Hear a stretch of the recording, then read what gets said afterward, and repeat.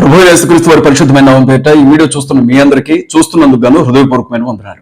ఆంధ్రప్రదేశ్ రాష్ట్రంలో తిరుమల తిరుపతి దేవస్థానానికి సంబంధించిన లడ్డు గురించి గొడవలు జరుగుతున్న విషయం మీకు తెలుసు. నిన్న ఆంధ్రప్రదేశ్ రాష్ట్ర ఉప ముఖ్యమంత్రి సినీ నటులు పవన్ కళ్యాణ్ గారు ఒక ప్రెస్ మీట్ ఏర్పాటు చేశారు. ఆ ప్రెస్ మీట్ లో ఆయన మాట్లాడుకుంటూ చాలా వ్యాఖ్యలు చేశారు. ఆయనకి హిందూ మతం మీద ఉన్న అభిమానాన్ని వ్యక్తం చేసుకున్నారు. భారతదేశ వ్యాప్తంగా సనాతన ధర్మానికి సంబంధించి ఒక బోర్డు ఏర్పాటు చేయాలన్నారు. అన్నిటికీ కూడా మేము మద్దతు తెలియజేస్తా ఉన్నాం. అయితే ఈ సందర్భంగా ఆయన మాట్లాడుకుంటూ క్రైస్తవుల మీద ముస్లింల మీద కొన్ని కీలకమైనటువంటి వ్యాఖ్యలు చేశారు. అవే అభ్యంతరకరంగా ఉన్నాయి. ఎట్టి పరిస్థితుల్లో కూడా పవన్ కళ్యాణ్ గారికి ఏమాత్రం చిత్తశుద్ధున్నా, పవన్ కళ్యాణ్ గారికి ఏమాత్రం బాధ్యత ఉన్నా, పవన్ కళ్యాణ్ గారికి నిజంగా ఏమాత్రం మనస్సాక్షున్నా నేను అడిగే ప్రశ్నలకు పవన్ కళ్యాణ్ గారు సమాధానం చెప్పాలి. ముందు ఆయన ఏమన్నాడో ఒకసారి చూడండి. ఏ ధర్మం మీదైనా సరే ఇలాంటి అపవిత్రం ఒక చర్చి మీద జరిగిన, ఒక మస్జిద్ మీద జరిగిన దేశం అల్లకల్లోలం చేసేస్తారు. ప్రపంచం అంతా మాట్లాడతారు. దేశం అల్లకల్లోలం చేసేస్తారు. ఏం జరిగితే, ఏదైనా చర్చి మీద ఇలాంటిది జరిగితే, ఏదైనా మసీద్ మీద ఇలాంటిది జరిగితే దేశాన్ని అల్లకల్లోలం చేసేస్తారు, ప్రపంచం మొత్తం మాట్లాడతారు. కానీ మా హిందువుల గురించి ఎవరు మాట్లాడలేదు, మాట్లాడొద్దని అంటున్నారని పవన్ కళ్యాణ్ గారు అంటున్నారు. నేను ఏమంటున్నానంటే, తిరుమల తిరుపతి దేవస్థానం మీకు ఎంత పవిత్రమైందో, ఆ తిరుమల తిరుపతి దేవస్థానంలో భక్తులకు మీరు ఇచ్చే ప్రసాదం ఎంత పవిత్రమైందో, క్రైస్తవులకు సంబంధించి ప్రార్థనా మందిరాలు అంతే పవిత్రమైనవి, క్రైస్తవులకు సంబంధించినటువంటి పరిశుద్ధ గ్రంథాలు అంతకంటే పవిత్రమైనవి, క్రైస్తవులకు సంబంధించినటువంటి మనోభావాలు అంతే విలువైనవి. పవన్ కళ్యాణ్ గారిని సూటిగా నేను ఒక ప్రశ్న అడుగుతా ఉన్నా. భారతీయ జనతా పార్టీ అధికారంలోకి వచ్చినటువంటి 11 సంవత్సరాల కాలంలో భారతదేశ వ్యాప్తంగా లెక్కలేనని ప్రార్థనా మందిరాలకి నిప్పు పెట్టి తగలబెట్టారు. ప్రాణం కంటే ఎక్కువగా క్రైస్తవులు ప్రేమించే పరిశుద్ధ గ్రంథాలను మురిక్కాలంలో విసిరేసి నడి రోడ్ల మీద కాళ్లతో తొక్కుకుంటూ పెట్రోల్ బస్ తగలబెట్టారు. ఎంతో మంది పాస్టర్స్ ని తుపాకీలతో కాల్చి, ఎంతో మంది కాళ్ళు చేతులు విరగొట్టి ప్రార్థనా మందిరం లోపల ఉన్నటువంటి పాస్టర్ల తల్లరాలు కొట్టారు. క్రైస్తవ స్త్రీలని నడి రోడ్ల మీద నగ్నంగా నడిపించారు. భారతదేశంలో క్రైస్తవుల మీద, అలాగే ముస్లిం సహోదరుల మీద పెద్ద ఎత్తున మతం పేరుతో హింస జరిగింది. పశువులను ఒక ప్రాంతం నుంచి మరొక ప్రాంతానికి తరలిస్తున్నారన్న అనుమానంతో ఎంతో మంది ముస్లిం కుర్రాళ్ళని నిర్దాక్షిణ్యంగా చంపేశారు.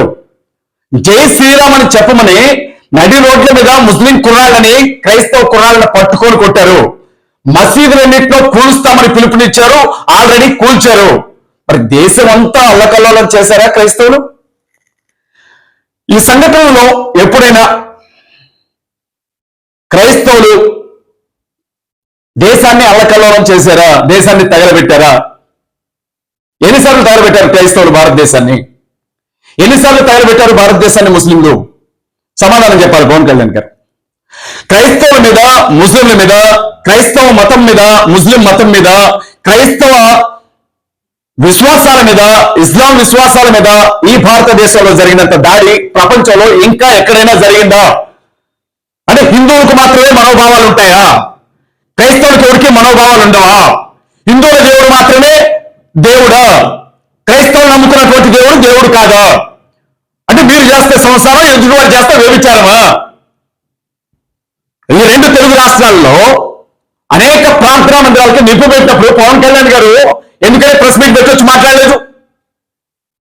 ఈ తెలుగు రాష్ట్రాల్లోనే ప్రార్థనా మందిరాలకి తాళ్లు కట్టి బుల్డోజర్తో లాక్కోపోయి పడేసినప్పుడు, అయ్యో క్రైస్తవులు ప్రాణం కంటే ఎక్కువగా ప్రేమించి ఆరాధన చేసుకునే ప్రార్థనా మందిరాలకు ఈ అపచారం ఏంటి అని చెప్పి ఆ రోజు ఎందుకు మాట్లాడలేదు?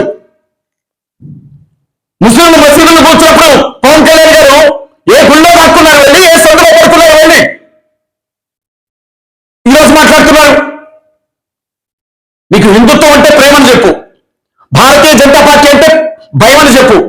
రేపొద్దున చంద్రబాబు నాయుడిని తప్పించి ఆంధ్రప్రదేశ్ రాష్ట్రానికి ముఖ్యమంత్రిగా నువ్వు ఉండాలి అంటే భారతీయ జనతా పార్టీ పెద్దల అండదండ ఉండాలి. ఆర్ఎస్ఎస్ కి నా మీద ప్రేమ ఉండాలి. అప్పుడు మాత్రమే నేను ఆంధ్రప్రదేశ్ రాష్ట్రానికి ముఖ్యమంత్రిని కాగలుగుతాను.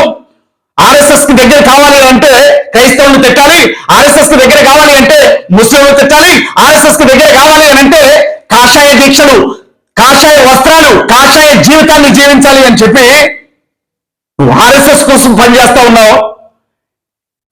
ఆర్ఎస్ఎస్ కోసం కావాలి, లేకపోతే నీ ఇష్టం వచ్చిన దానికోసం పనిచేసుకో, ఎవరికి వచ్చిన నష్టం లేదు ఇక్కడ. కానీ నువ్వు క్రైస్తవుల మీద, ముస్లింల మీద చేసినటువంటి వ్యాఖ్యలకి క్రైస్తవ ప్రజలు, ముస్లిం ప్రజలకు నువ్వు సమాధానం చెప్పి తీరాలి. ఇప్పుడు తిరుమల తిరుపతి దేవస్థానంలో లడ్డూకు సంబంధించినటువంటి ప్రసాదం, దానికి సంబంధించినటువంటి కల్తీ ఏదో జరిగింది అన్నావు. నువ్వేం ప్రతిపక్షంలో లేవుగా, నువ్వేగా అధికార పార్టీలో ఉంది, నువ్వేగా రాష్ట్రానికి ఉప ముఖ్యమంత్రివి. సాక్షాత్తు చంద్రబాబు నాయుడు గారే కదా ముఖ్యమంత్రి గారు.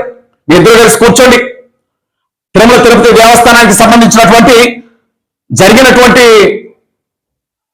ఆ అన్యాయం ఏంటో, లేకపోతే ఆ కల్తీ ఏంటో కమిషన్ ఏంటి బయటకు వేయండి. ఎవరైతే దానికి బాధ్యులో కఠినమైన శిక్షలు విధించండి. ఎవరు దాన్ని అనుకున్నారో వాళ్ళందరినీ కూడా జైలుకి పంపించండి. మీరు అధికారంలో ఉండి ప్రతిపక్షంలో ఉన్న వాళ్ళు ఎచ్చినట్లు వేస్తారని నాకు తెలియగలుగుతాం. అధికారంలో ఉన్నది మీరే కదా, క్రైస్తవులు చేశారా? తిరుమల తిరుపతి దేవస్థానంలో ఉన్నటువంటి లడ్డూని అపవిత్రం క్రైస్తవులు చేశారా? తిరుమల తిరుపతి దేవస్థానంలో ఉన్నటువంటి లడ్డూల్ని అపవిత్రం ముస్లింలు చేశారా? మరి క్రైస్తవుల మీద ముస్లింస్ మీద పడేస్తున్నారు మీరు అడగాల్సింది ఎవరిని? గత ప్రభుత్వంలో ఉన్నటువంటి వ్యక్తులను మీరు అడిగేటప్పుడు వ్యక్తులను ప్రశ్నించండి, మాజీ ముఖ్యమంత్రిని ప్రశ్నించండి, టీటీడీ చైర్మన్ గా పనిచేసిన వాడిని ప్రశ్నించండి, అన్యాయం ఎవరు చేశారో వాడిని ప్రశ్నించండి. అంతేకానే మీరు క్రైస్తవుల మీద మరి ఎందుకు చేస్తున్నారు పవన్ కళ్యాణ్ గారు? నాకు అర్థం కాని విషయం ఇది. ముగ్గురు కొట్టినందుకు కాదు, తోడుకోవాలి తొమ్మిది చూసినందుకు వేసిందంట ఒక అక్క. అట్లుంది ఎవరు చేసింది, ఎవరో చేశాడు. వాళ్ళతో మాట్లాడడం చేతగాక, వాళ్ళని అడగడం చేతగాక, ఇదేదో క్రైస్తవులు చేసినట్లు, ముస్లింలు చేసినట్లు. మా హిందువులకు జరిగింది కాబట్టి ఊరుకున్నారు, క్రైస్తవులకి ముస్లింలకు జరిగితే ఏ చర్చి మీద, ఏ చర్చి, ఎన్ని చర్చలు పడగొట్టారు మీరు? లెక్కలు ఎన్ని చర్చలు పడగొట్టారు మీరు? ఆంధ్ర రాష్ట్రంలో ఎన్ని మంత్రాలయాలు పెట్టారు మీరు? ఎంతమంది పాస్టర్ల ప్రాణాలు తీయించారు? కనీసం రోడ్డు మీద నిలబడి బైబుల్ పట్టుకొని తిరిగే పరిస్థితి లేదు ఆంధ్రలో కానీ తెలంగాణలో కానీ. ఇంట్లో కనీసం మేము నమ్ముకున్నటువంటి దేవుణ్ణి ఆరాధించుకుంటూ ఒక ప్రార్థన పెట్టుకునే పరిస్థితి లేదు కూడా ఆంధ్ర తెలంగాణలో. రాజ్యాంగం ఇచ్చేటువంటి హక్కును బట్టి ఒక కరపత్రం తీసుకొని వీధుల్లోకి పంచుకునే హక్కు లేదు కూడా ఆంధ్రలో తెలంగాణలో. క్రైస్తవుల్ని ముస్లింలు చూస్తే టెర్రరిస్టులకి అయితే దారుణంగా చూస్తూ ఉన్నారు. క్రైస్తవుల్ని ముస్లింస్ ని నిషేధించిన సంఘాల వరగా చూస్తూ ఉన్నారు, అంకాల వరగా చూస్తూ ఉన్నారు. అవకాశం ఉంటే క్రైస్తవులకి ముస్లింలకి మరో చుట్టూ కూడా తాటాకులు కట్టి మూతికి ముంతగా తిప్పడానికి సిద్ధంగా ఉన్నారు మీరు. అన్ని రకాలుగా వివక్ష ఎదుర్కొంటుంది మేము, అన్ని రకాలుగా ఇబ్బందులు పడుతుంది మేము. ఈ రోజు కూడా క్రైస్తవులు కట్టేసి కొడుతున్నారు, క్రైస్తవులు గుండెలు చేస్తూ ఉన్నారు, క్రైస్తవులు అడగడం చేత పట్టుకోవాలి ఉన్నారు. దేవుని సేవ చేస్తున్నటువంటి పాస్టర్లు రాయని మీకు సంపాదించుకోవడం చేతకపోతే మా పక్కన పడుకొని వచ్చని మాట్లాడుతూ ఉన్నారు. నేను అప్పుడు ఎక్కడికి పోయావు పవన్ కళ్యాణ్, ఇప్పుడు మాట్లాడుతూ ఉన్నాం.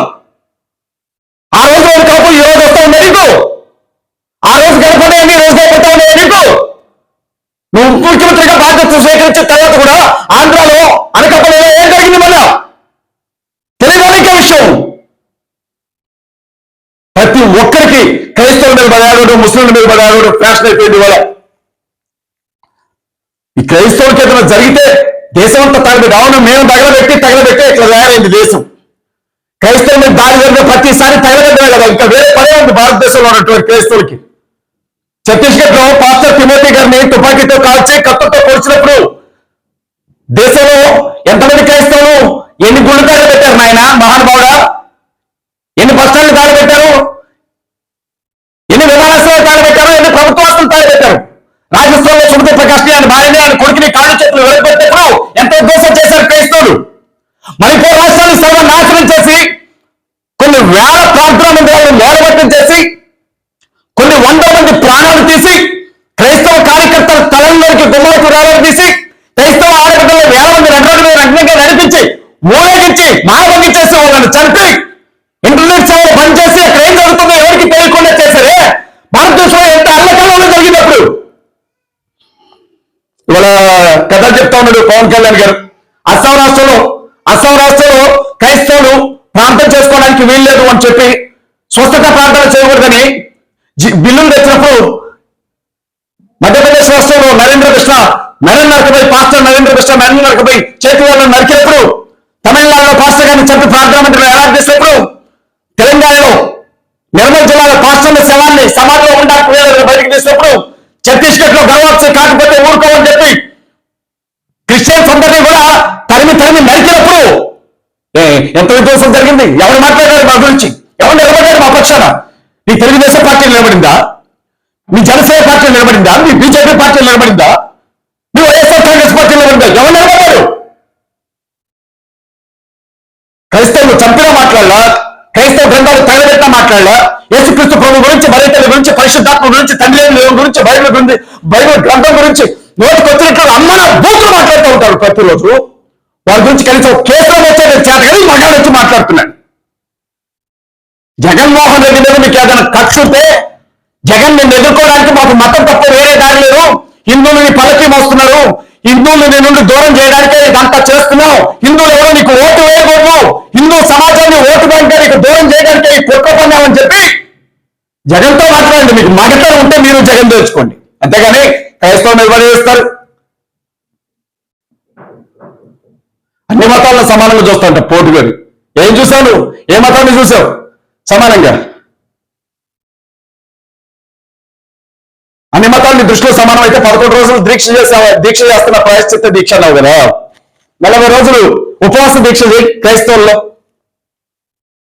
రంజాన్ దీక్ష చేయి, లేకపోతే ఉపవాసం ఉండు, మాలేసుకుని తిరుగుతావు కదా. అలాగే ప్రార్థనా మందిరాల దగ్గరికి, మసీదుల దగ్గరికి వెళ్ళి కొన్ని రోజుల పాటు గడిపిరా. రామాయణం గురించి, భారతం గురించి, భగవద్గీత గురించి మాట్లాడతావుగా, అలాగే బైబిల్ గురించి, ఖురాన్ గురించి కూడా చదువు, చెప్పు 10 మందికి. కథలు చెప్తున్నావు, కథలు. సినిమా అనుకుంటున్నావా? మొహానికి రంగేసుకుని ఎవడో రాసిన డైలాగులు చెప్తే జనాలందరూ ఎగిరెగిరి పడ్డానికి. క్రైస్తవ సంఘానికి మీ ఆర్ఎస్ఎస్, విశ్వ హిందూ పరిషత్, బజరంగ దళ్, మొన్న నువ్వుగా రాంది. ఆర్ఎస్ఎస్ వాళ్ళు దేశం కోసమే ఆలోచిస్తూ ఉంటారు, ఆర్ఎస్ఎస్ ని మనం ఆదర్శంగా తీసుకోవాలి మరి కార్యకర్తలు అని. ఆంధ్ర ప్రజలు అనుభవించాలి. ఎందుకంటే మిమ్మల్ని ఎన్నుకున్నారు కాబట్టి. క్రైస్తవులు, ముస్లింలు, దళితులు, గిరిజనులు, హిందుత్వంలో ఉన్నటువంటి వెనకబడిన కులాల వాళ్ళకి మీరు నరకం చూపించబోతున్నారు అన్న విషయం ఇప్పుడు అర్థమవుతానే ఉంది. అట్లాడుతూ ఉన్నాడు క్రైస్తవులు దాలబెడతారట. ఎన్ని దాలబెట్టారు నాయన?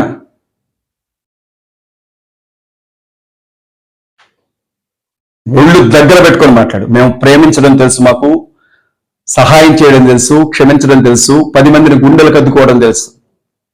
మీరు చేసినన్ని అరాచకాలు, ఇప్పుడు కూడా మీరు చేస్తున్నంత విధ్వంసం, మీరు చేస్తున్నటువంటి భయంకరమైన దాడి క్రైస్తవుల మీద చూస్తూ కూడా వాళ్ళని మార్చండి అని ప్రార్థన చేసామే తప్ప ఎప్పుడు మేము కర్రలో కత్తిలెత్తలా. ఒకవేళ అలాగే విధ్వంసం చేసే వాళ్ళైతే ఇలా నీలాంటి వాళ్ళ అక్కడ నిలబడి మాట్లాడేవాళ్ళు కాదు.